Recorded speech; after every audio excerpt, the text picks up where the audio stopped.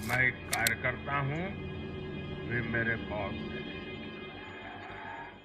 आज बीजेपी के अध्यक्ष बने नितिन नवीन को 45 साल की उम्र में युवा बताकर बीजेपी एक नया नैरेटिव सेट करने में लगी हुई है कि हम राजनीति में युवाओं को मौका दे रहे हैं, नया रिप्रेजेंटेशन आगे लेकर के आ रहे हैं।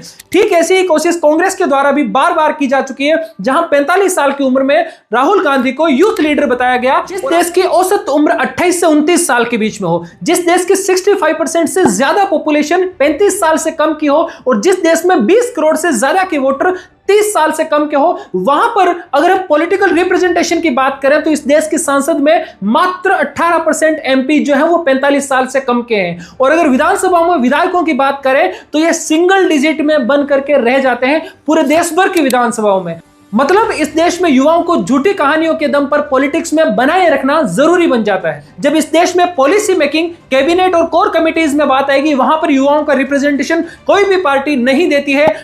इन आंकड़ों से साफ जाहिर होता है कि इस देश की राजनीति में युवाओं का इस्तेमाल सिर्फ पॉलिटिकल पार्टीज में भीड़ बढ़ाने के लिए, नेताओं के जयकारे लगाने के लिए और ट्विटर पर किसी हैशटैग को ट्रेंड कराने भर तक ही सीमित है। अगर आपके पास में पैसा है, परिवारवाद की पहले से पॉलिटिक्स है, तो ही आपको राजनीति में अवसर मिलता है, अन्यथा कोई भी पॉलिटिकल पार्टी इस वक्त युवाओं को राजनीति में अवसर नहीं दे रही है।